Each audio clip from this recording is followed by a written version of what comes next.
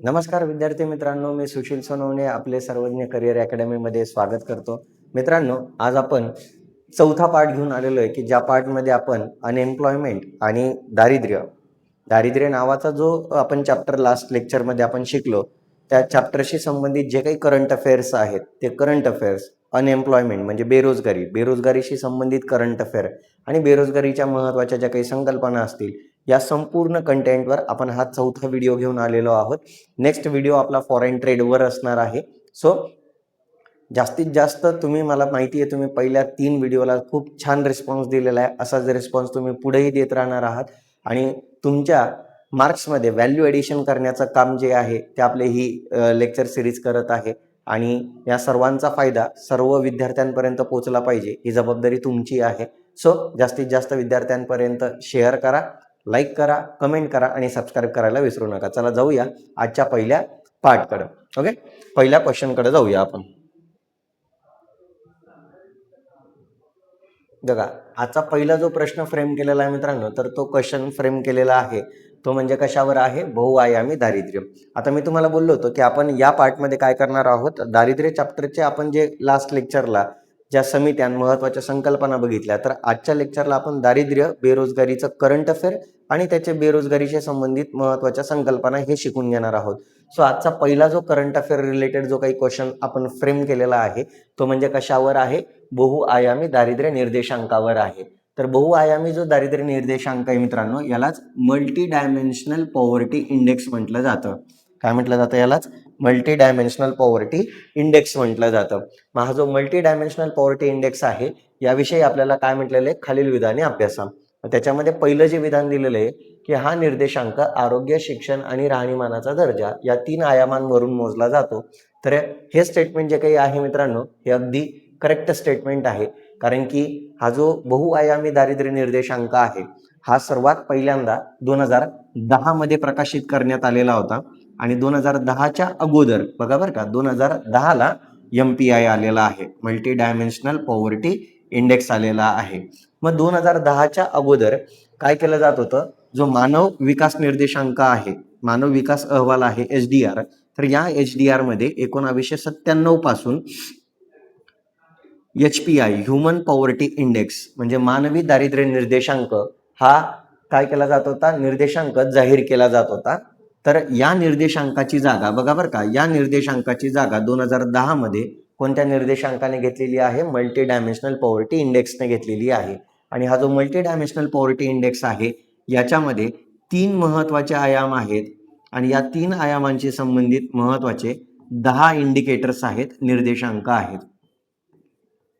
किती निर्देशांक आहेत? 10 निर्देशांक आहेत. सो आपल्याला माहिती पाहिजे की इथं जे मग जे 3 महत्त्वाचे इथं जे आयाम दाखवलेले आहेत तर ते 3 आयाम कोणकोणते आहेत? तर पहिला आयाम आहे आरोग्य, दुसरा आहे शिक्षण आणि तिसरा आहे राहणीमानाचा किंवा जीवनमानाचा दर्जा. म्हणून पहिलं स्टेटमेंट काय आहे? करेक्ट आहे. दुसऱ्या स्टेटमेंटकडे जाऊया. मग 2025चा जो दारिद्र्य निर्देशांक आहे बहुआयामी, तर या बहुआयामी दारिद्र्य निर्देशांकामध्ये 109 देशांमधील 101 अब्ज लोक तीव्र बहुआयामी गरिबीमध्ये जीवन जगत आहे. तर हे स्टेटमेंट सुद्धा अगदी काय आहे? करेक्ट आहे. कारण की 2025चा जो दारिद्र्य निर्देशांक मोजण्यात आला तर यामध्ये असं म्हटलेलं आहे की जे 109 देश आहे, तर या 109 देशांच्या मधील जर आपण एकूण लोकसंख्येचा जर विचार केला तर ती आहे 6.3 अब्ज. एवढी मोठी लोकसंख्या 109 देशांमध्ये राहत आहे आणि या 109 देशांमधील 6.3 अब्ज लोकांपैकी जवळपास 1.1 अब्ज लोक हे तीव्र बहुआयामी गरिबीमध्ये काय करत आहे? जीवन जगत आहेत. ओके, नेक्स्ट प्रश्न काय दिलेला आहे? नेक्स्ट स्टेटमेंट काय दिलेलं आहे त्यांनी की भारतातील दारिद्र्याचं जे प्रमाण आहे तर ते किती आहे? 16.4 आहे. तर हे सुद्धा स्टेटमेंट अगदी काय आहे मित्रांनो? करेक्ट आहे. म्हणून तिन्हीच्या तिन्ही स्टेटमेंट काय आहेत? करेक्ट आहे. आणि इथं आपल्याला काय विचारलेलं आहे की वरील पैकी अयोग्य विधान कोणती आहेत? तर अयोग्य विधान कोणतं आहे? मग तिन्हीच्या तिन्ही स्टेटमेंट काय आहेत? करेक्ट आहे. एकही विधान अयोग्य नाही. ऑप्शन क्रमांक किती येणार आहे? 4 येणार आहे. ओके, नेक्स्ट क्वेश्चनकडे आपण जाऊया. तत्पूर्वी याचे जे महत्त्वाचे निर्देशांक आहे याच्याशी संबंधित जे काही कन्सेप्च्युअल पार्ट आहे तो सुद्धा आपण इथं क्लिअर करणार आहोत. ओके, तर बघा, जसं मी तुम्हाला सांगितलेलं होतं की हा जो बहुआयामी दारिद्र्य निर्देशांक आहे हा 3 महत्वाच्या आयामांवरून कॅल्क्युलेट केला जातो. आरोग्य, शिक्षण, राहणीमान किंवा जीवनमानाचा दर्जा. ओके. मग आरोग्याशी संबंधित 2 इंडिकेटर्स आहेत, पोषण, बाल मृत्यू. शिक्षणाशी संबंधित 2 इंडिकेटर्स आहे, शालेय वर्ष आणि बालक पटसंख्या. आणि राहणीमानाच्या दर्जाशी संबंधित 6 महत्वाचे इंडिकेटर्स आहेत. ते म्हणजे एक आहे मालमत्ता, दुसरं आहे पिण्याचं पाणी, तिसरं आहे इंधन, चौथा आहे वीज पुरवठा, पाचवा आहे स्वच्छता आणि 6वा आहे गृहनिर्माण. ओके. असे हे टोटल 10 इंडिकेटर्स आहेत. आणि या 10 इंडिकेटर्स वरून काय कॅल्क्युलेट केला जातो? बहुआयामी दारिद्र्य निर्देशांक कॅल्क्युलेट केला जातो. मग हा बहुआयामी दारिद्र्य निर्देशांक कसा कॅल्क्युलेट केला जातो? की याच्यामध्ये काय केलं जातं? दारिद्र्याची तीव्रता काढली जाते, दारिद्र्याची तीव्रता आणि बहुआयामी दारिद्र्याचं प्रमाण, बहुआयामी दारिद्र्याचे प्रमाण, दारिद्र्याचे प्रमाण काढलं जातं. आणि या दोघांचा गुणाकार केला तर आपल्याला मल्टी डायमेन्शनल पॉवर्टी इंडेक्सची व्हॅल्यू मिळते. कशाची व्हॅल्यू मिळते आपल्याला? मल्टी डायमेन्शनल पॉवर्टी इंडेक्सची काय मिळते? व्हॅल्यू मिळते. आणि ही जी व्हॅल्यू असते मित्रांनो ती 0 ते 1च्या दरम्यान असते. ओके. आणि 0 ते 1च्या दरम्यान असते. यानुसार काय करतो आपण मित्रांनो की एखाद्या देशामधील बहुआयामी दारिद्र्याचं प्रमाण किती आहे, म्हणजे दारिद्र्याचं प्रमाण किती आहे, यानुसार आपण देशांचं वर्गीकरण जे काही आहे ते 3 गटांमध्ये करत असतो. त्याच्यातला पहिला जो गट आहे ज्याला वल्नरेबल गट म्हटला जातो, असुरक्षित गट, की ज्या असुरक्षित गटामध्ये जे दारिद्र्याचं जे प्रमाण आहे ते 20% ते 33.33% असते. किती टक्के असते? 20 ते 33.33% असते. त्यानंतर बहुआयामी जो गरीब गट असतो त्या गरीब गटामध्ये 33.33% ते 49% कोणतं दारिद्र्य पाहायला मिळतं आपल्याला? बहुआयामी दारिद्र्य पाहायला मिळतं. आणि तीव्र बहुआयामी गरीब इथं 50 आहे. आणि तीव्र बहुआयामी गरीब गट म्हणजे असा की ज्या गटामध्ये 50%पेक्षाही जास्त गरिबीचं प्रमाण असेल अशा देशांना तीव्र बहुआयामी गरीब गट म्हटलं जातं. ओके. मग या निर्देशांकानुसार आता जो 2025चा निर्देशांक मोजण्यात आलेला आहे, आता बघा हा जो 2025चा निर्देशांक आहे मित्रांनो, हा तुम्हाला गट ब ला कामात येणार नाही. नीट लक्षात घ्या बरं का, गट ब ला कामात येणार नाही. तर हा जो निर्देशांक आहे हा तुम्हाला गट क ची जी पूर्वपरीक्षा आहे 11 जानेवारी रोजीची, तर याच परीक्षेला हा कामात येणार आहे. कारण की हा जो MPI आहे हा ऑक्टोबर महिन्यामध्ये डिक्लेअर झालेला होता. ओके. हा जो 2025चा आहे हा ऑक्टोबर 2025 मध्ये डिक्लेअर झालेला होता. आणि तेव्हा ऑक्टोबर 2025ला आपला कंबाईनचा पेपर प्रिंट होऊन गेलेला होता. सो हा प्रश्न गट ब च्या पूर्वपरीक्षेला येणार नाही. ओके. तर हा 100% प्रश्न कदाचित गट क च्या पूर्वपरीक्षेला विचारला जाऊ शकतो, कारण की गट क चा पेपर अजून प्रिंट झालेला नाहीये. कदाचित आता प्रिंट पण झालेला असेल. ओके. सो मग आता 2025चा निर्देशांक आपण पाहून घेऊया. त्याच्यामध्ये काय म्हटलेलं की त्याची टायटल किंवा थीम काय आहे? Overlapping the hardships, poverty and climate hazards. हे त्याचं काय आहे? यावर्षीचं टायटल म्हणून घ्या किंवा थीम म्हणून घ्या तुम्ही. ओके. मग याच्यानुसार जागतिक गरिबीची आकडेवारी काय म्हणते की 109 देशांमधील, मी तुम्हाला बोललो की 6.3 अब्ज लोक 109 देशांमध्ये राहतात. त्यापैकी 1.1 अब्ज लोक हे तीव्र बहुआयामी दारिद्र्य गटामध्ये म्हणजे तीव्र बहुआयामी गरिबीमध्ये जीवन जगत आहेत. ओके. मग ज्यामध्ये सर्वात जास्त जे लोक गरिबीमध्ये जीवन जगत आहेत त्यामध्ये तरुण आहे, ग्रामीण भागातील व्यक्ती आहे आणि मानव विकासाचा अल्प स्तर असलेल्या देशांमध्ये या लोकांचा काय केलेला म्हणजे या 101.1 अब्ज जे लोक आहेत ना ते या देशांमधले आहेत. ओके. पुढे बघा. मग भारतातील बहुआयामी दारिद्र्याचं प्रमाण किती होतं? तर बघा मित्रांनो इथं दिलेलं आहे की 2005-06 मध्ये भारतामध्ये बहुआयामी दारिद्र्याचं जे प्रमाण होतं ते जवळपास 55.1% होतं. म्हणजे भारत हा तीव्र बहुआयामी गरीब गटात होता. कोणत्या गटात होता? तीव्र बहुआयामी गरीब गटात भारत देश होता. ओके. परंतु तेव्हापासून ते आजपर्यंत आपण खूप छान प्रगती केलेली आहे. आणि या प्रगतीनुसार 2019 ते 21च्या आकडेवारीनुसार भारतामध्ये दारिद्र्याचं जे प्रमाण आहे ते 16.4% कमी झालेलं आहे. म्हणून आज जो भारत देश आहे मित्रांनो, तर हा भारत देश आज असुरक्षित गटापेक्षाही म्हणजे असुरक्षित गटांमध्ये सुद्धा मोडत नाही. ओके. पुढे बघा.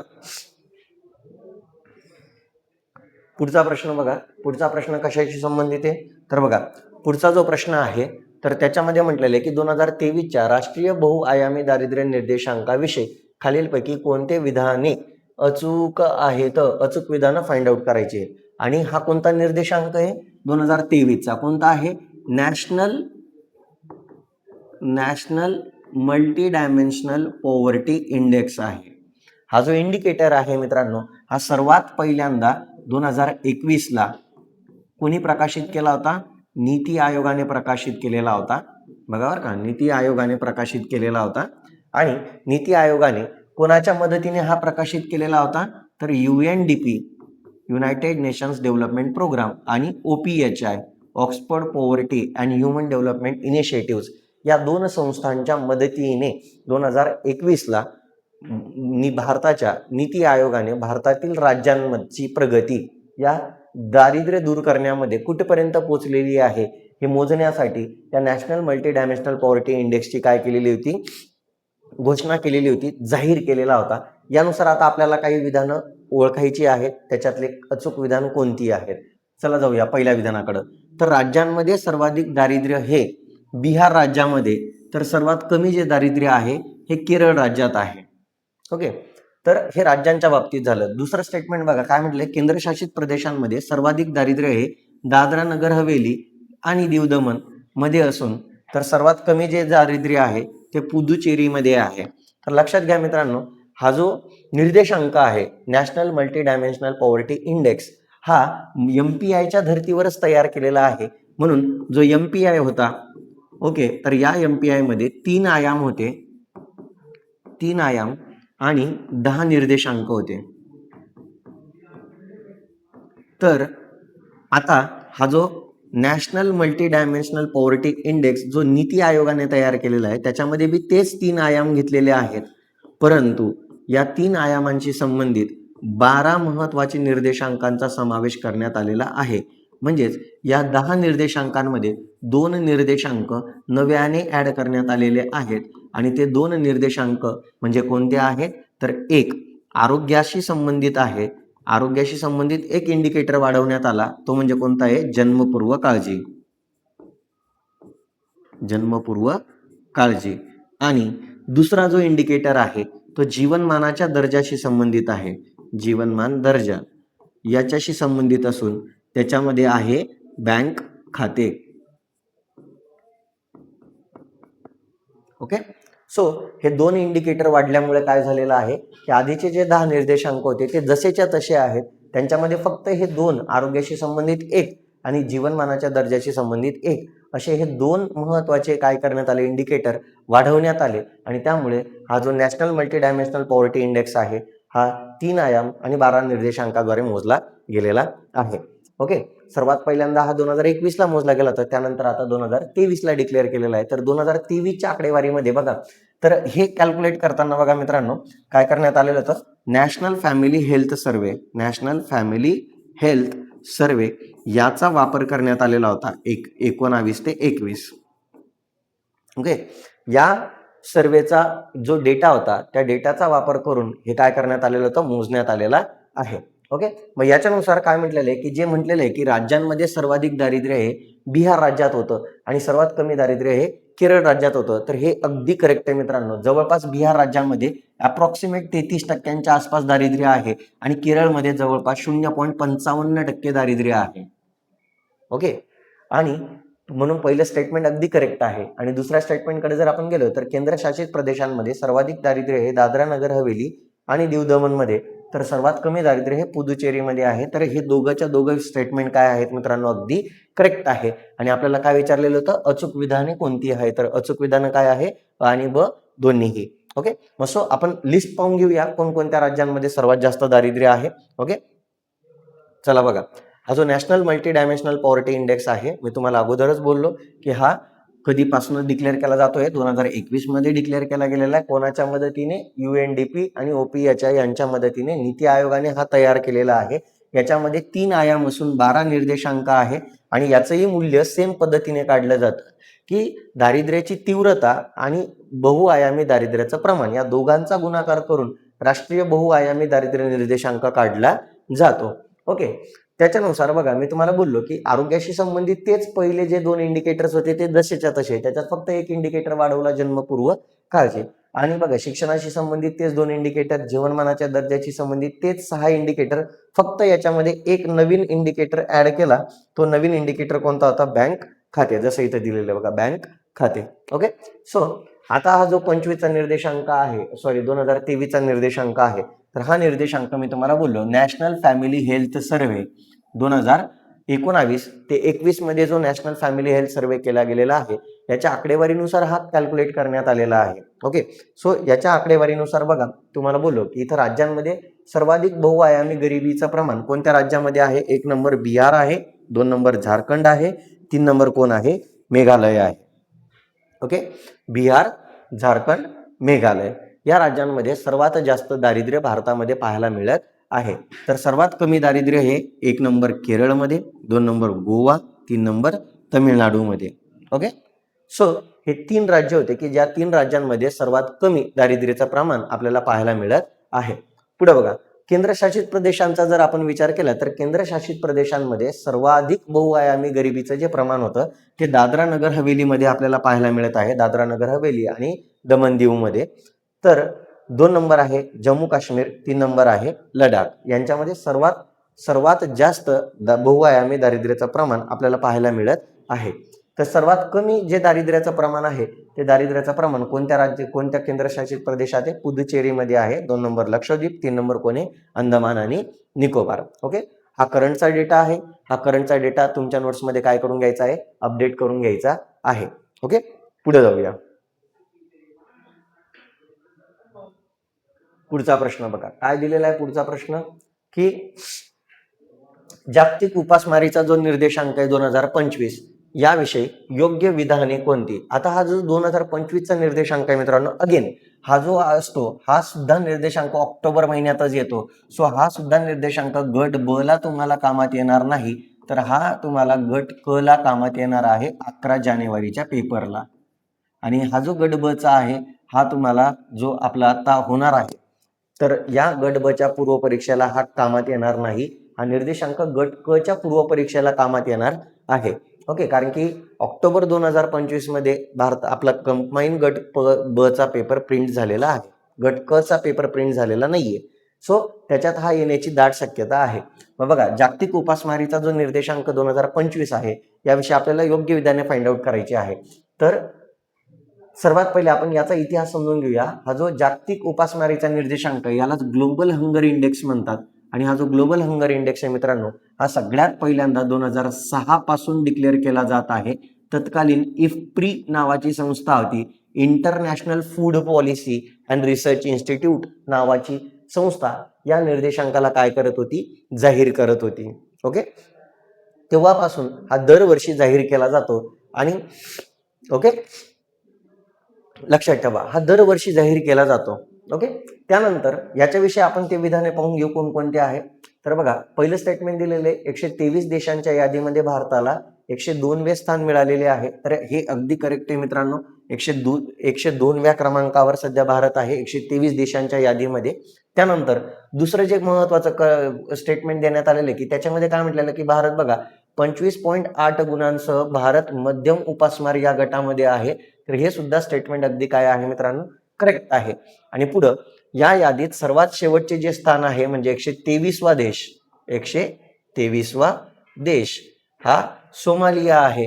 आणि या देशाला जवळपास 42.6 गुण मिळालेले आहेत. आणि हा धोक्याची सूचना या गटामध्ये येतो. धोक्याची सूचना या गटामध्ये हा देश आपल्याला पाहायला मिळत आहे. ओके. अत्यंत भयावह परिस्थिती आज जगामध्ये कोणत्याच देशामध्ये राहिलेली नाहीये. ओके. सो तिघच्या तिघ स्टेटमेंट काय आहे? करेक्ट आहे. आणि आपल्याला योग्य स्टेटमेंट विचारलं तर याचा ऑप्शन येणार आहे वरीलपैकी सर्व. ओके. मग याचा आपण करंट अफेअर आपण चेक करून घेऊया आणि याची थेरी पण आपण चेक करून घेऊया. ओके. चला बघा आता हा जो ग्लोबल हंगर इंडेक्स आहे मित्रांनो 2025चा, मी तुम्हाला बोललो की हा सर्वात पहिल्यांदा 2006 पासून डिक्लेअर केला जात होता. आणि तत्कालीन जी संस्था होती जिचं नाव होतं इफ्प्री म्हणजे international food policy and research institute नावाच्या संस्थेद्वारे हा जाहीर केला जात होता. आज सध्या 2025चा जो निर्देशांक आहे हा 3 संस्थांनी मिळून डिक्लेअर केलेला आहे. त्या 3 संस्था कोणत्या आहे? एक आयरिश एड एजन्सी, एक कन्सर्न वर्ल्ड वाईड, दुसरी आहे German organisation Welt hunger help, तिसरी आहे the institute for international law of peace and arm conflict.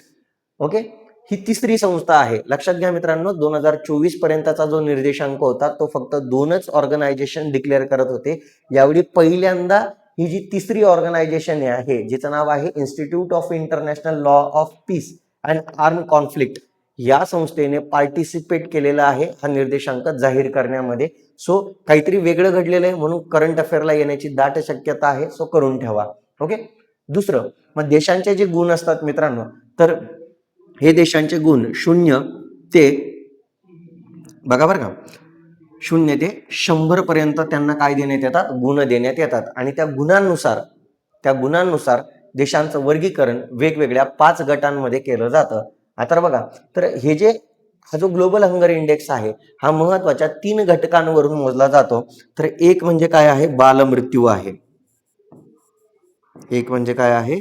बालमृत्यू आहे. दुसरं म्हणजे काय आहे? लोकसंख्येतील कुपोषण आहे.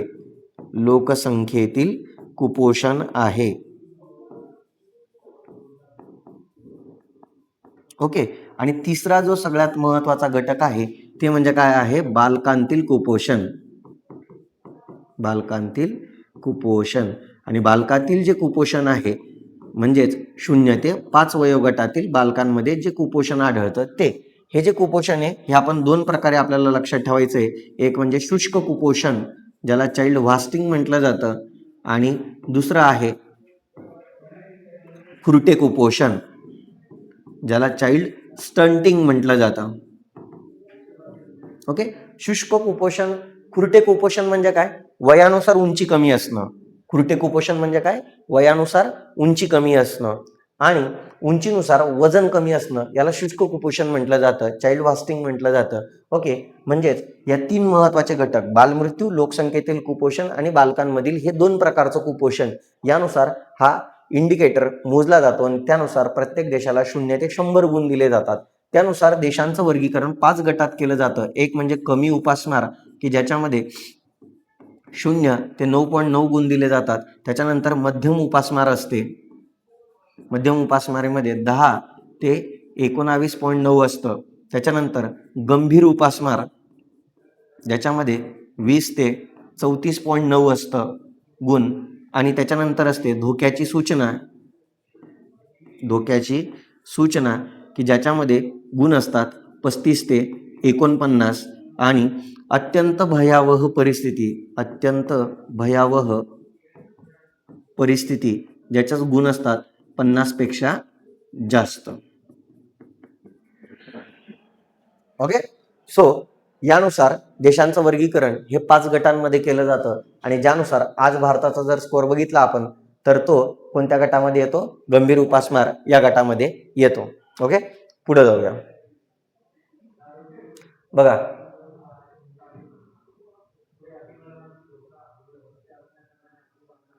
पुढे बघा, जसं मी तुम्हाला बोललो की हा जो इंडिकेटर आहे 2025चा, त्याची या वर्षाची थीम काय? 20 years of tracking progress, time to recommit to zero hunger. म्हणजे परत एकदा 2000 बघा बरं का, म्हणजे आपण जे 20 वर्षांपासून हा जो निर्देशांक जाहीर केला जात आहे, या 20 वर्षांच्या प्रगतीचा जर आपण आढावा घेतला तर 100% परत एकदा आपल्याला झिरो हंगर करण्यासाठी कमिटमेंट द्यावी लागणार आहे. असं यावर्षीची ही थीम होती.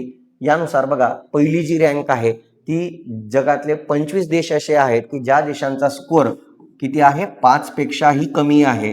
5 पेक्षाही कमी आहे.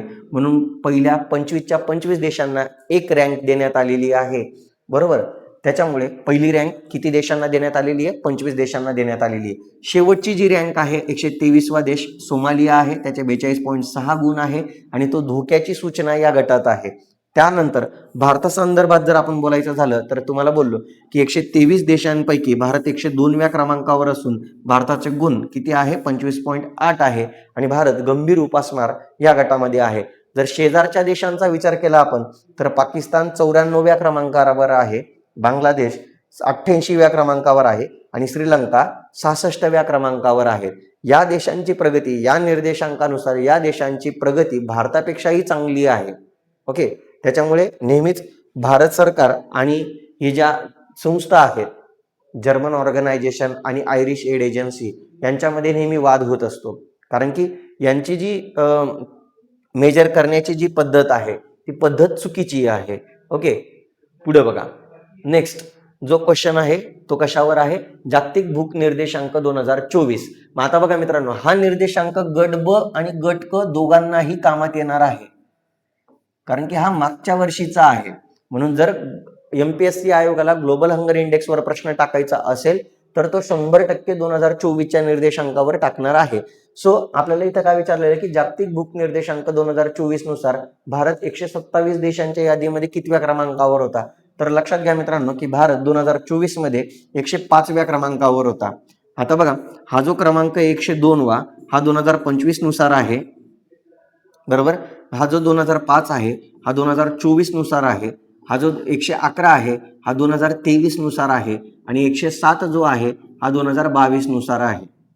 ओके, म्हणून आपल्याला हे जागतिक भूक निर्देशांक म्हणजे ग्लोबल हंगर इंडेक्स मध्ये भारत कोणत्या वर्षी कितव्या क्रमांकावर होता हे सुद्धा आपल्याला माहिती पाहिजे. 2025 मध्ये 102व्या क्रमांकावर, 2024 मध्ये 105व्या क्रमांकावर, 2023 मध्ये 111व्या क्रमांकावर आणि 2022 मध्ये 107व्या क्रमांकावर होता. मग 2024 नुसार काय काय महत्वाचं आपल्याला लक्षात ठेवायचं आहे? तर बघा, 2024 ची थीम काय होती? तर 2024 ची थीम होती how gender justice can advance climate resilience and zero hunger. ही या वर्षीची 2024 ची काय होती? थीम होती. यानुसार पहिली जी रँक आहे ती एकूण 22 देशांना देण्यात आलेली आहे, ज्या 22 देशांमध्ये स्कोअर 5 पेक्षाही कसा होता? कमी होता. म्हणून त्यांना 22च्या 22 देशांना एक रँक देण्यात आलेली आहे. पुढे बघा, शेवटचा जो देश आहे 127वा तो कोणता आहे? चाड आहे. त्याच्यानंतर भारत 2024 मध्ये 127 देशांच्या यादीमध्ये 105व्या क्रमांकावर असून भारताचे गुण 27.3 आहे आणि भारत देश हा मध्यम उपासमार या गटामध्ये आहे. जर शेजारच्या देशांचा जर विचार केला तर अगेन बांगलादेश 84, श्रीलंका 56, नेपाळ 68, पाकिस्तान 109 यांची प्रगती अगेन 2024 मध्ये सुद्धा भारतापेक्षा काय दाखवण्यात आलेली आहे? चांगली दाखवण्यात आलेली आहे. ओके, असं नाहीये मित्रांनो, हे जस्ट मेथड जी आपण यूज करत आहोत GHI मोजण्याची ती चुकीची असल्या कारणाने हे आपल्याला आकडेवारी दिसत आहे. ओके, पुढे जाऊया पुढच्या प्रश्नाकडे. पुढचा प्रश्न आहे मित्रांनो, सर्वात महत्वाचा प्रश्न घेण्यात आलेला आहे, तो म्हणजे कशावर आहे? पिरियॉडिक लेबर फोर्स सर्वे. पिरियॉडिक लेबर फोर्स जो सर्वे आहे हा सर्वे आपण 2023-24चा विचारात घेऊन ह्या क्वेश्चन फ्रेम केलेले आहेत. इथनं पुढचे जे क्वेश्चन्स आहेत ते सर्व पिरियॉडिक लेबर फोर्स सर्वे 2023-24 नुसार आहे.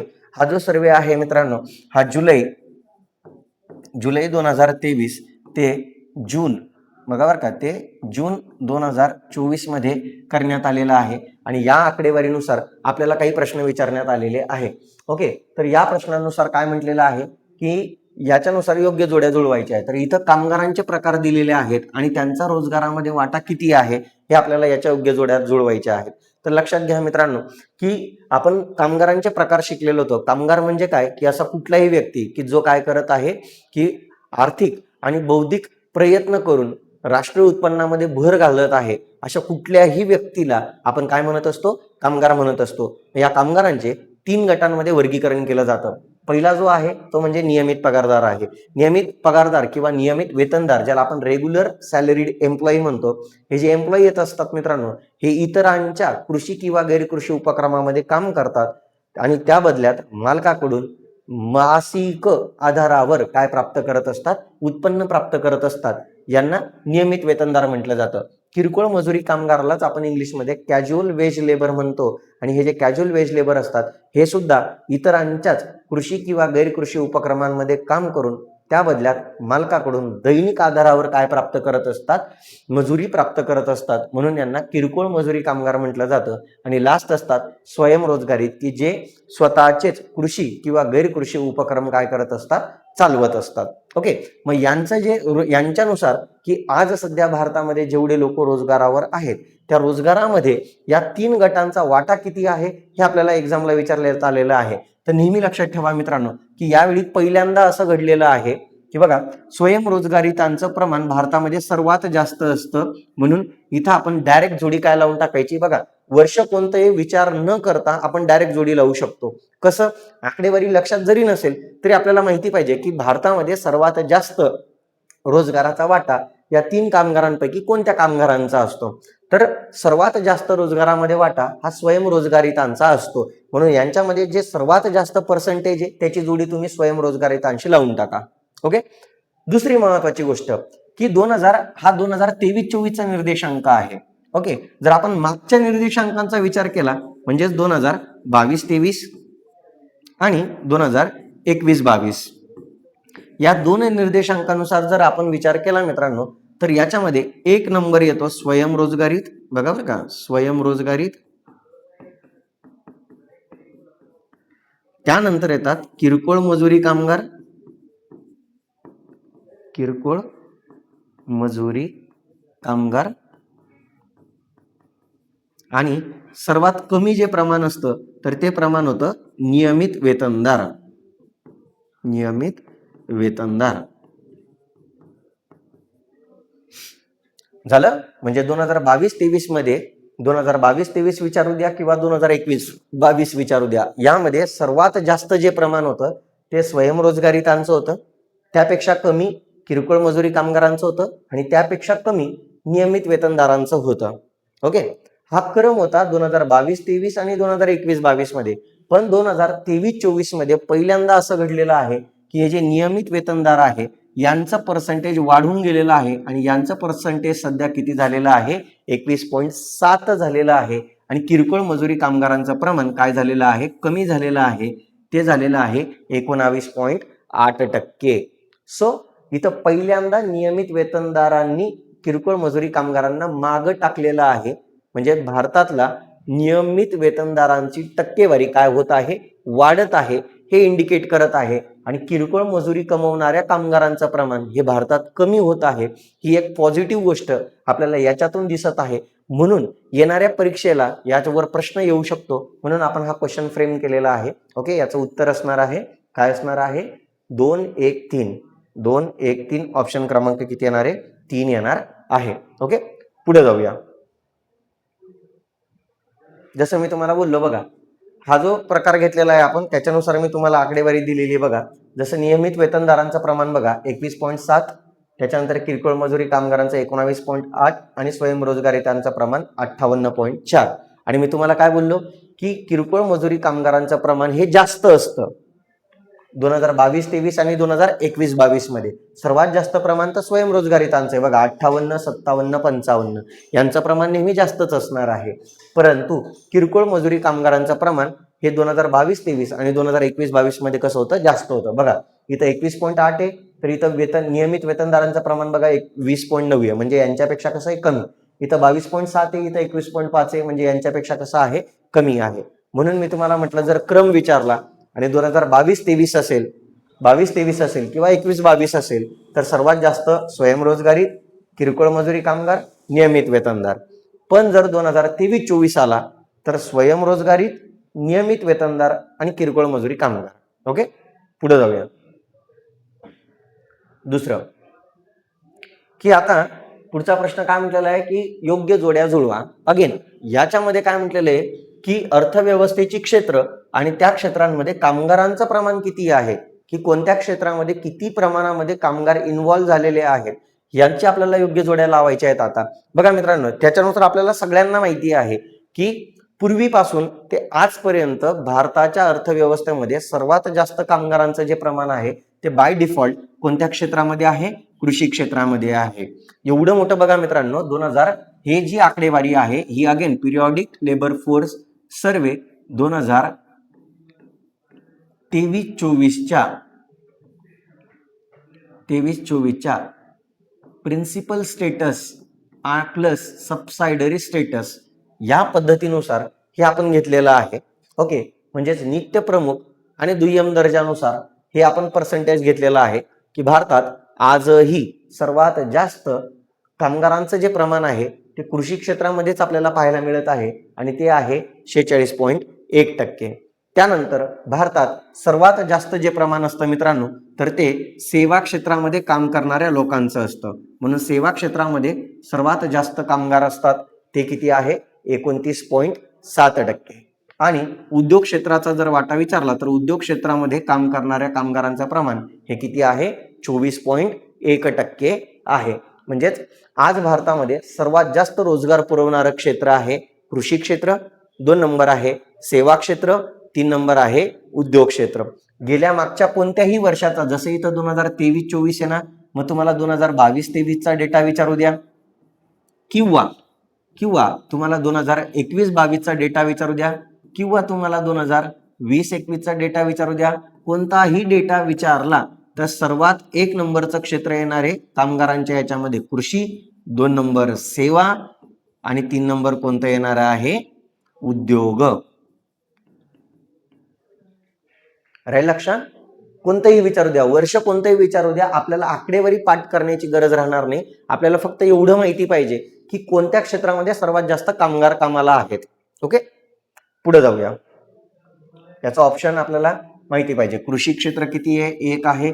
उद्योग क्षेत्र 24.1 आहे. सेवा क्षेत्र 29.7 आहे. म्हणजेच 1, 3, 2, 1, 3, 2, 1, 3, 2 ऑप्शन क्रमांक किती येणार आहे? 4 येणार आहे. ओके, पुढच्या प्रश्नाकडे जाऊया. बघा इथं दिलेलंच आहे मी ते पर्सेंटेज. याचा पटकन काय करायचं आहे, व्हिडिओ पॉज करून तुम्ही काय करायचं आहे, स्क्रीनशॉट घेऊन ठेवायचा आहे की ज्याच्यामध्ये बघा 22-23 आणि 21-22चा सुद्धा पर्सेंटेज दिलेलं आहे. बघा 21-22 मध्ये किंवा कुठलाही डेटा बघा तुम्ही, कृषी क्षेत्राचंच पर्सेंटेज कसं दिसतंय? जास्त. आणि त्यानंतर सर्वात जास्त पर्सेंटेज कोणाचं दिसतंय? सेवा क्षेत्राचं. बघा इथं 28 आहे, इथं 29 आहे. आणि उद्योग क्षेत्राचा बघा इकडे 25 आहे, इकडे 24 आहे. ओके, पुढे जाऊया. पुढचा प्रश्न बघा, नित्य प्रमुख व दुय्यम दर्जानुसार वर्ष 2023-24 मध्ये भारतातील बेरोजगारीचा दर डॅश डॅश टक्के होता. म्हणजेच नित्य प्रमुख व दुय्यम दर्जानुसार भारतामध्ये सर्वात जास्त जो बेरोजगारीचा दर होता, तो बेरोजगारीचा दर सर्वात जास्त नाही म्हणता येणार, परंतु बेरोजगारीचा दर 2023-24 मध्ये काय झालेला आहे? कमी झालेला आहे. आणि जर नित्य प्रमुख व दुय्यम दर्जानुसार जर आपण विचार केला तर या पद्धतीनुसार भारतामध्ये बघा बरं का, 2023-24चा जर आपण विचार केला, 2023-24 आणि पद्धत कोणती घेतली? PS प्लस SS, म्हणजेच काय? Principal status plus subsidiary status. याच्यानुसार जर आपण बेरोजगारीचा दर जर विचारात घेतला, बेरोजगारीचा दर जर आपण विचारात घेतला तर हा जो बेरोजगारीचा दर आहे हा 3.2% आहे. किती टक्के आहे? 3.2% आहे. ओके, आणि जर आपण करंट विकली स्टेटस नुसार जर आपण गेलो, म्हणजे चालू साप्ताहिक दर्जानुसार जर गेलो, तर चालू साप्ताहिक दर्जानुसार भारतामध्ये बेरोजगारीचं जे प्रमाण आहे तर ते आहे मित्रांनो 4.9% आहे. किती टक्के आहे? 4.9% आहे. ओके, झालं हे क्लिअर? हे आपल्याला माहिती असायला हवं. पुढे बघा, हे होतं. याच्यानुसार इथं आपल्याला उत्तर किती येणार आहे? 3.2% येणार आहे. इथं मी तुम्हाला तो डेटा घेतलेलाच आहे. हा चार्ट सुद्धा तुम्ही काय करायचं आहे, पटकन याचा काय घेऊन ठेवायचा आहे? स्क्रीनशॉट घेऊन ठेवायचा आहे. जसं बघा PS प्लस SS नित्य प्रमुख व दुय्यम दर्जानुसार बेरोजगारीचा दर 2023-24 मध्ये 3.2% होता. तर करंट विकली स्टेटस नुसार बेरोजगारीचा दर किती होता? 4.9% होता. जर तुम्हाला 22-23चा बेरोजगारीचा दर विचारला तर 22-23चा सुद्धा बेरोजगारीचा दर किती होता? 3.2% होता. म्हणजे मागच्या वर्षीच्या तुलनेत या वर्षी बेरोजगारी काही कमी झालेली नाहीये. मागच्या वर्षी जेवढी बेरोजगारी होती तेवढीच बेरोजगारी या वर्षी सुद्धा आपल्याला पाहायला मिळत आहे. बेरोजगारीच्या प्रमाणामध्ये आपल्याला घट पाहायला मिळालेली नाहीये. ओके, पुढे जाऊया. पुढचा प्रश्न बघा, मनरेगा योजनेच्या 2025-26च्या मजुरी दरानुसार अयोग्य विधाने कोणती? आता तुम्हाला माहिती आहे मित्रांनो, ही जी मनरेगा योजना आहे, या मनरेगा योजनेचा मजुरीचा दर हा दरवर्षी बदलत राहतो. दरवर्षी कॅबिनेट त्याला मंजुरी देऊन त्याला पारित करत असते आणि तेवढी मजुरी त्या आर्थिक वर्षामध्ये केंद्र सरकारमार्फत काय केली जात असते? दिली जात असते. मग आता ही जी मनरेगा योजना आहे, या मनरेगा योजनेचा थोडासा आपण इतिहास बघून घेऊ, मग आपण क्वेश्चन कडे जाऊया. ही जी मनरेगा योजना आहे मित्रांनो, त्याच्यासाठी आपण एक कायदा केला होता, राष्ट्रीय ग्रामीण, बघा बरं का, राष्ट्रीय ग्रामीण रोजगार हमी योजना, सॉरी हमी कायदा. हा जो कायदा आहे मित्रांनो, नीट लक्षात घ्या बरं का, हा जो कायदा आहे, हा कायदा 7 सप्टेंबर 2005 रोजी पारित झाला. कधी पारित झाला? 7 सप्टेंबर 2005 रोजी काय झाला? पारित झाला. त्यानंतर काय झालं होतं मित्रांनो, की 2 ऑक्टोबर, बघा बरं का, 2 ऑक्टोबर 2006 रोजी काय करण्यात आलेलं होतं, की तत्कालीन ज्या 2 महत्वाच्या योजना सुरू होत्या, बघा बरं का, तत्कालीन ज्या 2 महत्वाच्या योजना सुरू होत्या, जसं आपण पहिले त्याचा इतिहास पाहून घेऊ आणि मग आपण त्या योजनेकडे येऊया. जसं बघा इथं दिलेलं आहे, काय म्हटलेलं आहे, की बघा 7 सप्टेंबर 2005 ला हा जो कायदा होता, राष्ट्रीय ग्रामीण रोजगार हमी कायदा, हा 7 सप्टेंबर 2005 ला मंजूर झाला. त्यानंतर 2 फेब्रुवारी 2006 रोजी तत्कालीन देशामध्ये ज्या 2 महत्वाच्या योजना सुरू होत्या, एक म्हणजे संपूर्ण ग्रामीण रोजगार योजना आणि दुसरी म्हणजे national food for work programme, या ज्या 2 महत्वाच्या योजना सुरू होत्या, या 2 योजनांचं मर्जिंग एकमेकांमध्ये करून देशातल्या 200 जिल्ह्यांमध्ये ही योजना काय करण्यात आलेली होती? सुरू करण्यात आलेली होती. त्यानंतर ही जी योजना आहे संपूर्ण देशामध्ये 1 एप्रिल 2008 रोजी काय करण्यात आलेली होती? लागू करण्यात आलेली होती. त्यानंतर 2 ऑक्टोबर 2009 रोजी, बघा बरं का, 2 ऑक्टोबर 2009 रोजी महात्मा गांधीजींची 140वी जयंती होती आणि 140व्या जयंतीनिमित्त या राष्ट्रीय ग्रामीण रोजगार हमी योजनेचं जे नाव आहे, या योजनेला महात्मा गांधीजींचं नाव देण्यात आलं आणि तेव्हापासून या योजनेचं नाव झालं महात्मा गांधी राष्ट्रीय रोजगार हमी योजना. ओके, सो या योजनेमध्ये ही योजनेचं काय होतं? बॅकग्राऊंड होतं. या योजनेनुसार मी तुम्हाला बोललो होतो की दरवर्षी काय केलं जात असतं? मजुरी केंद्र सरकारमार्फत दिली जात असते. तर या योजनेअंतर्गत काय केलं जातं मित्रांनो, की ग्रामीण भागातील, बघा बरं का, ग्रामीण आणि निमशहरी भागातील, ओके, प्रत्येक कुटुंबातील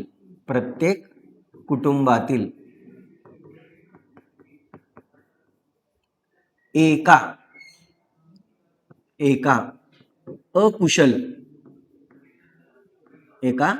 अकुशल सदस्याला 100 दिवस रोजगार पुरवला जातो. ओके, राहील लक्षात. आता सध्या रिसेंटली काय घडत आहे तुम्ही बघत असाल, जर तुम्ही चर्चासत्र बघत असाल लोकसभेचं, तर तुम्हाला असं दिसत आहे मित्रांनो, की या मनरेगा योजनेचं सध्या नाव बदलण्याची चर्चा संसदेमध्ये सध्या चर्चिली जात आहे. ओके, या योजनेचं नाव बदललं जात आहे, या योजनेची व्याप्ती वाढवली जात आहे. ओके, की जसं आज 100 दिवस रोजगार पुरवला जात आहे, तर संसदेमध्ये जे नवीन बिल येत आहे, त्या नवीन बिलमध्ये 125 दिवसांचा रोजगार पुरवला जाणार आहे. ओके, आणि या योजनेमध्ये महिलांना काय देण्यात आलेलं आहे? महिलांना सुद्धा याच्यामध्ये आरक्षण देण्यात आलेलं आहे. या योजनेमध्ये महिलांना 33% आरक्षण देण्यात आलेलं आहे. ओके, जाऊया मग आता आपलं याच्या क्वेश्चनकडं. ओके, मग क्वेश्चन काय म्हणत आहे, की अयोग्य विधानं कोणती आहे मजुरी दरानुसार? मग आता सध्या जो 1 एप्रिल, बघा बरं का, हा जो मजुरीचा दर घेण्यात आलेला आहे, हा 1 एप्रिल 2025 पासून लागू आहे. कधीपासून लागू आहे हा मजुरीचा दर? 1 एप्रिल 2025 पासून भारतामध्ये या योजनेअंतर्गत जो मजुरीचा दर लागू झालेला आहे, त्यानुसार आपल्याला ही विधानं देण्यात आलेली आहे आणि त्या विधानानुसार आपल्याला अयोग्य विधान काय करायचं आहे? फाइंड आउट करायचं आहे. ओके, मग त्याच्यामध्ये म्हटलेलं आहे की हरियाणा राज्यात सर्वाधिक मजुरीचा दर 400 रुपये प्रति दिवस आहे. तर लक्षात घ्या मित्रांनो, मनरेगा योजनेच्या इतिहासामध्ये पहिल्यांदा मजुरीचा दर एका दिवसाला 400 रुपये, म्हणजे 300चा आकडा क्रॉस करून 400चा आकडा गाठणार हे पहिलंच वर्ष आहे. ओके, याच्या अगोदर 400 रुपये मजुरी कधीच दिली जात नव्हती, जी पहिल्यांदा आता दिली जात आहे आणि ती कोणत्या राज्यात दिली जात आहे? हरियाणा राज्यात दिली जात आहे. सो इथनं पाठीमागं तुम्हाला कोणताही प्रश्न आला की सर्वात जास्त मजुरी मनरेगा योजनेअंतर्गत भारतातल्या खालीलपैकी कोणत्या राज्यात दिली जाते, तर त्याचं उत्तर ऑलवेज हरियाणा असणार आहे मित्रांनो, की हरियाणा राज्यातच आजपर्यंत सर्वात जास्त मजुरीचा दर देण्यात येत आहे. ओके, त्यानंतर दुसरं जे विधान आहे ते काय आहे, अरुणाचल प्रदेश आणि नागालँड राज्यात सर्वात कमी मजुरीचा दर किती आहे, 241 रुपये प्रति दिवस आहे. तर हे स्टेटमेंट अगदी करेक्ट आहे मित्रांनो. आणि मागच्या वर्षी सुद्धा लक्षात घ्या मित्रांनो, मागच्या वर्षी जो हरियाणा राज्याचा मजुरीचा दर होता तो 378 रुपये होता. किती रुपये होता, 378 रुपये होता हरियाणा राज्यामध्ये. ओके, आणि 2000 बघा बरं का, अरुणाचल प्रदेश आणि नागालँड राज्यात सर्वात कमी मजुरीचा दर जो होता हा मागच्या वर्षी सुद्धा एवढाच होता. मागच्या वर्षी सुद्धा हा 241 होता. म्हणजे या वर्षी अरुणाचल प्रदेश आणि नागालँड राज्यामधला मजुरीचा दर वाढविण्यात आलेला नाहीये. ओके, त्यानंतर महाराष्ट्र राज्यात मजुरीचा दर 312 रुपये प्रति दिवस आहे. तर हे स्टेटमेंट अगदी काय आहे, करेक्ट आहे. आणि अयोग्य विधान विचारलं तर वरीलपैकी एकही विधान अयोग्य नाहीये, सर्व विधान काय आहेत, करेक्ट आहेत. ओके, पुढे जाऊया आपण.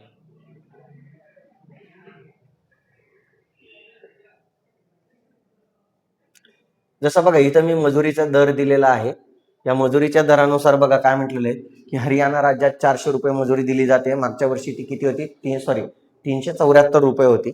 माझ्याकडनं 378 बोललं गेलं, ते किती होती, 374 होती. तेवढे एक करेक्शन करून घ्या.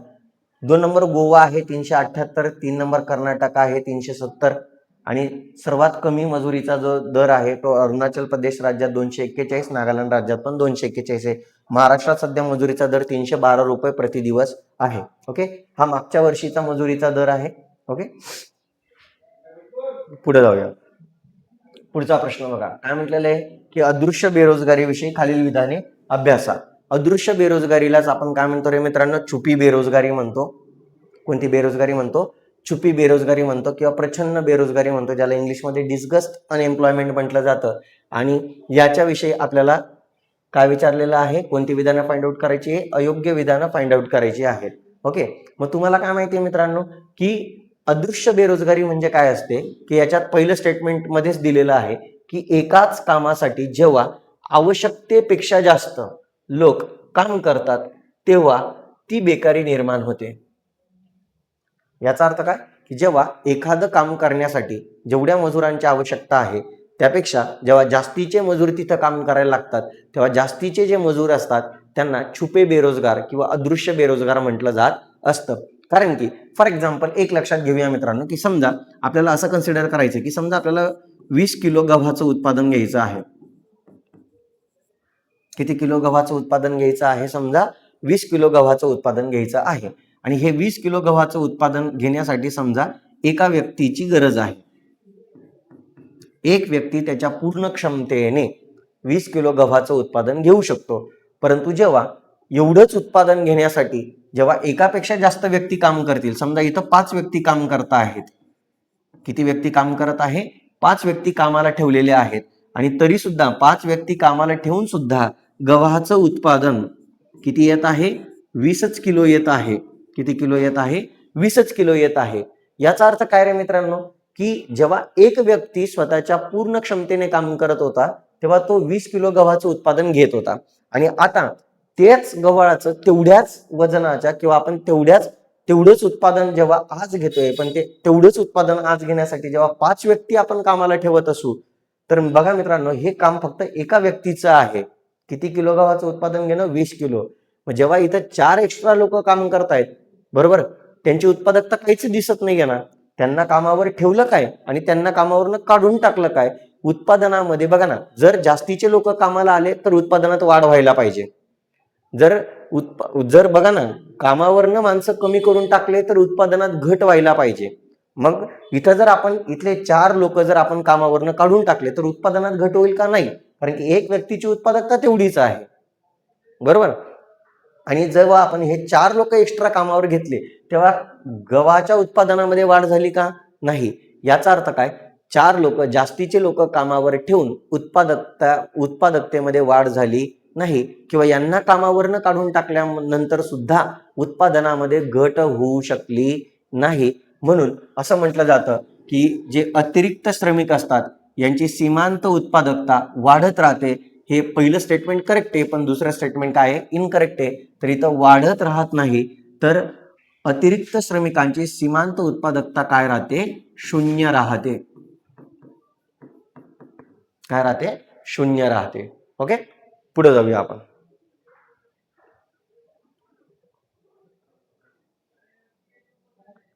पुढे बघा काय म्हटलेलं आहे की जेव्हा उत्पादनाची साधने भूमी, श्रम, भांडवल, उद्योजकता मर्यादित असल्या कारणाने जी बेरोजगारी आढळते तिला कोणती बेरोजगारी म्हटलं जातं, तर तिला संरचनात्मक बेरोजगारी म्हटलं जातं मित्रांनो. कारण की ह्या देशाच्या अर्थव्यवस्थेमधला संरचनात्मक बदल आहे की जिथं तुमच्याजवळ लँड फार कमी आहे, जे आपण स्किल्ड लेबर म्हणतो त्या स्किल्ड लेबरची कमतरता आहे, कॅपिटल भांडवल गुंतवणूक कमी झालेली आहे, किंवा उद्योजकता याच्यामध्ये जेव्हा कमतरता असते तेव्हा देशाच्या अर्थव्यवस्थेमध्ये जी बेरोजगारी पाहायला मिळते ती कोणती बेरोजगारी असते, संरचनात्मक बेरोजगारी असते. म्हणजेच यामध्ये जर ही संरचनात्मक बेरोजगारी काढून टाकायची असेल तर देशाच्या अर्थव्यवस्थेमध्ये मोठे संरचनात्मक बदल घडून आणावे लागतात. जसं फॉर एक्झाम्पल भारताच्या अर्थव्यवस्थेमध्ये 1991च्या अगोदर जी बेरोजगारी पाहायला मिळत होती ती बेरोजगारी कोणती होती, संरचनात्मक बेरोजगारी होती. मग ही बेरोजगारी काढून टाकण्यासाठी आपण 1991ला देशाच्या अर्थव्यवस्थेला एकदम मोठे संरचनात्मक बदल घडून आणले. आणि ते बदल म्हणजे कोणते होते, LPG reforms, liberalisation, privatisation, globalisation, उदारीकरण, खाजगीकरण, जागतिकीकरण, हे सर्वात मोठे संरचनात्मक बदल आपण देशाच्या अर्थव्यवस्थेमध्ये घडवून आणले. आणि तेव्हाच आपली संरचनात्मक बेरोजगारी काय होऊ शकली, कमी होऊ शकली. ओके, म्हणून ते आता मग याच्यानुसार दुसरं तांत्रिक बेरोजगारी म्हणजे काय की जेव्हा तंत्रज्ञानामध्ये बदल केला जातो आणि त्या बदलामुळे जी बेरोजगारी निर्माण होते त्याला तांत्रिक बेरोजगारी म्हणतात. जस्ट फॉर एक्झाम्पल आताच आपण एक्झाम्पल घेऊया की आता प्रत्येक कंपनीमध्ये काय होत आहे, श्रमिकांचा वापर कमी आणि यंत्रांचा वापर जास्त केला जात आहे. रोबोटचा वापर, AI टेक्नॉलॉजीचा वापर काय केला जात आहे, जास्तीत जास्त केला जात आहे. म्हणून ज्या लोकांना ही टेक्नॉलॉजी जमत नाही त्या लोकांना कामावरनं काय केलं जातं, कमी केलं जातं. त्यामुळे जी बेरोजगारी निर्माण होते त्या बेरोजगारीला कोणती बेरोजगारी म्हटलं जातं, तांत्रिक बेरोजगारी म्हटलं जातं. पुढची कोणती बेरोजगारी आहे, घर्षणात्मक बेरोजगारी आहे.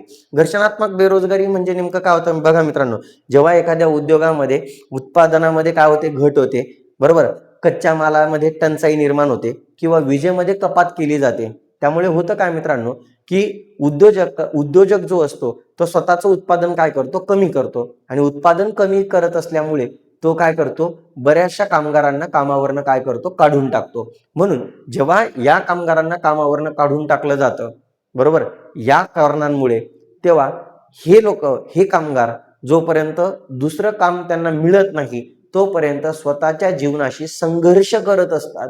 आणि म्हणून त्यांना जोपर्यंत दुसरं काम मिळत नाही तोपर्यंत जी बेरोजगारी निर्माण होते त्या बेरोजगारीलाच घर्षणात्मक बेरोजगारी म्हटलं जातं. आणि लास्ट प्रासंगिक बेरोजगारी जी आहे, जिला कराराधारित बेरोजगारी म्हटलं जातं, की ज्याच्यामध्ये काय म्हटलेलं आहे की बघा ना, काही ठिकाणी कामावर जेव्हा आपल्याला घेतलं जातं तेव्हा आपल्याकडनं एक ॲग्रीमेंट करून घेतलं जात असतं आणि त्या ॲग्रीमेंटनुसार 1 वर्ष 2 वर्षाचं ॲग्रीमेंट केलं जातं आणि तेवढेच वर्ष आपल्याला जॉब प्रोव्हाइड केला जातो आणि ॲग्रीमेंट संपल्यानंतर आपल्याला कामावरनं काय केलं जातं, कमी केलं जातं. तेव्हा जी बेरोजगारी निर्माण होते तेव्हा तिला कोणती बेरोजगारी म्हटलं जातं, प्रासंगिक बेरोजगारी म्हटलं जातं. ओके, समजलं हे? ठीक आहे, पुढच्या बेरोजगारीकडे जाऊया. बघा काय म्हटलेलं पुढचा प्रश्न, श्रमशक्ती सहभाग दर म्हणजे काय. श्रमशक्ती म्हणजे काय रे मित्रांनो, की देशातल्या 15 वर्षांच्या वरच्या अशा लोकांची संख्या की ज्या लोकांना काम करण्याची इच्छा आहे आणि क्षमता आहे, अशा लोकांची संख्या म्हणजेच काय असते, श्रमशक्ती असते, लेबर फोर्स असतो. मग आता आपल्याला लेबर फोर्स विचारला का, फक्त त्याच्यामध्ये सहभाग दर विचारलेला आहे, श्रमशक्ती सहभाग दर विचारलेला आहे. मग श्रमशक्ती सहभाग दर काय असतो, तर बघा मित्रांनो की जेव्हा देशामध्ये 15 वर्षांच्या वरील जी एकूण लोकसंख्या आहे त्या मध्ये 1000 लोकांच्या दर 1000 लोकांच्या माग असे किती व्यक्ती आहेत की ज्यांना काम करण्याची इच्छा आणि क्षमता आहे. ओके, म्हणून पर्याय क्रमांक किती येणार आहे, 1 येणार आहे. इथं जे दिलेले रोजगारीत व्यक्ती भागिले एकूण लोकसंख्या 15 वर्षांच्या वरील आणि गुणिले किती केलेलं आहे 1000 केलेलं आहे. तर यालाच काय म्हटलं जातं मित्रांनो, कामगार लोकसंख्या प्रमाण म्हटलं जातं. यालाच काय म्हटलं जातं, कामगार लोकसंख्या प्रमाण, कामगार लोकसंख्या प्रमाण म्हटलं जातं. Worker population ratio. Okay, workers population ratio म्हटला जातो, की ज्याच्यामध्ये एकूण लोकसंख्या जी 15 वर्षांच्या वरील आहे यापैकी दर 1000 लोकांच्या मागे किती व्यक्ती असे आहेत की ज्यांना रोजगार उपलब्ध झालेला आहे, त्याला म्हटलं जातं कामगार लोकसंख्या प्रमाण. त्यानंतर इथे दिलेले बेरोजगार भागिले एकूण लोकसंख्या जी 15 वर्षांच्या वरील आहे त्या लोकसंख्येच्या दर 1000 व्यक्तींच्या मागे असे किती व्यक्ती आहे की जे काय आहे बेरोजगार आहे. म्हणून लक्षात ठेवा, जेव्हा बेरोजगार भागिले एकूण लोकसंख्या येते तेव्हा हे जे प्रमाण असतं याला बेरोजगारीचं प्रमाण म्हटलं जातं. याला काय म्हटलं जातं, बेरोजगारीचे प्रमाण म्हटलं जातं. बेरोजगारीचे प्रमाण, बरोबर, अनएम्प्लॉयमेंट रेशो म्हटला जातो याला. आणि शेवटचं जे आहे बेरोजगार भागिले श्रमशक्ती गुणिले 1000, म्हणजे श्रमशक्तीमधील दर 1000 लोकांच्या मागे असे किती व्यक्ती आहेत की ज्यांना रोजगार उपलब्ध झालेला नाही, अशाच पर्सेंटेजला बेरोजगारीचा दर म्हटला जातो. काय म्हटला जातो, बेरोजगारीचा दर म्हटला जातो. ओके, तर हे महत्वाचे कन्सेप्ट होते आणि यालाच म्हटलं जातं श्रमशक्ती सहभाग दर. श्रमशक्ती सहभाग दर. ओके, समजले? हे ते 4 महत्वाचे कन्सेप्ट आहे आणि या 4 महत्वाच्या कन्सेप्टचे हे 4 महत्वाचे फॉर्म्युले आहेत. हे तुम्हाला लक्षात ठेवावे लागणार आहे. याच्यावर प्रश्न विचारला जाण्याची शक्यता असते. ओके, पुढे जाऊया. पुढचा प्रश्न कशावर आहे मग, बेरोजगारीचं प्रमाण म्हणजे काय. आत्ताच आपण शिकलो मित्रांनो, जेव्हा बेरोजगारीचं प्रमाण म्हटलं जातं तेव्हा वरती बेरोजगार पाहिजे आणि खाली काय पाहिजे, एकूण लोकसंख्या पाहिजे. म्हणून जेव्हा बेरोजगार भागिले एकूण लोकसंख्या गुणिले 1000 असेल तेव्हा यालाच काय म्हटलं जातं, बेरोजगारीचं प्रमाण म्हटलं जातं. ओके, हे मी तुम्हाला बोललोच, रोजगारीत व्यक्ती भागिले एकूण लोकसंख्या गुणिले 1000 हे काय आहे, वर्कर पॉप्युलेशन रेशो आहे, कामगार लोकसंख्या प्रमाण आहे. बेरोजगार भागिले हा बेरोजगारीचा दर आहे, अनएम्प्लॉयमेंट रेशो आहे, रेशो दारिद्र्याचं प्रमाण आहे. आणि बेरोजगार भागिले श्रमशक्ती हा अनएम्प्लॉयमेंट रेट आहे, बेरोजगारीचा दर आहे. ओके, आपल्याला प्रमाण विचारलं म्हणून भागिले काय पाहिजे, एकूण लोकसंख्या पाहिजे.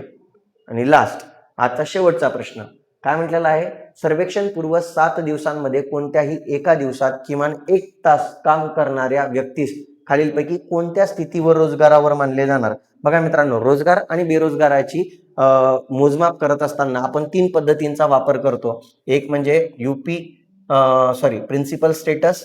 बघा, principal status plus subsidiary status म्हणजेच नित्य प्रमुख व दुय्यम दर्जाचा वापर करतो, की ज्या पद्धतीमध्ये 365 दिवसांमध्ये, बघा बरं का, 365 दिवसांमध्ये कुठलीही एक आर्थिक कृती किमान 183 दिवसांपेक्षाही जास्त दिवस करणं गरजेचं आहे. ओके, आणि यासोबतच दुय्यम आर्थिक कृती किमान 30 दिवसांपेक्षा जास्त दिवस करणं गरजेचं आहे. तेव्हा तुम्हाला नित्य प्रमुख व दुय्यम दर्जाच्या स्थितीवर रोजगारावर मानलं जातं. त्यानंतर येते आपली करंट विकली स्टेटस. करंट विकली स्टेटस म्हणजे काय, चालू साप्ताहिक दर्जा. हा जो चालू साप्ताहिक दर्जा असतो मित्रांनो, याच्यामध्ये काय म्हटलं जातं, सर्वेक्षण पूर्व 7 दिवसात, सर्वेक्षण पूर्व 7 दिवसात कोणत्याही एका दिवशी 1 तास, कोणत्याही एका दिवशी 1 तास काम, 1 तास काम जर मिळालेलं असेल तर तुम्हाला करंट विकली स्टेटस नुसार रोजगारावर मानलं जातं. आणि तिसरी पद्धत आहे करंट डेली स्टेटस, चालू दैनिक दर्जा, की ज्याच्यामध्ये सर्वेक्षण पूर्व 7 दिवसात दररोज किमान 4 तास काम मिळणं गरजेचं आहे. तेव्हा करंट डेली स्टेटसवर आपल्याला रोजगारावर मानलं जातं. या 3 पद्धती आहे. या 3 पद्धतींपैकी आज या 2च पद्धतींचा वापर केला जातो. करंट डेली स्टेटसचा वापर आज सध्याच्या घडीला भारत सरकार करत नाहीये, फक्त या 2 पद्धतींचा वापर केला जातो. मग यानुसार काय म्हटलेलं आहे की एका दिवसात किमान 1 तास काम, कोणत्याही एका दिवशी किमान 1 तास काम, म्हणजे ही मेथड कोणती आहे, करंट विकली स्टेटस. करंट विकली स्टेटस म्हणजे वर्तमान साप्ताहिक स्थिती. पर्याय क्रमांक किती येणार आहे? 2 येणार आहे. ओके, एवढं करंट अफेअर होतं मित्रांनो. ओके, आजच्या लेक्चरमध्ये आपल्याला एवढंच बघायचं होतं. भेटूया आपण पुढच्या नेक्स्ट लेक्चरमध्ये. तोपर्यंत धन्यवाद मित्रांनो. Okay, bye bye. स्टॉप.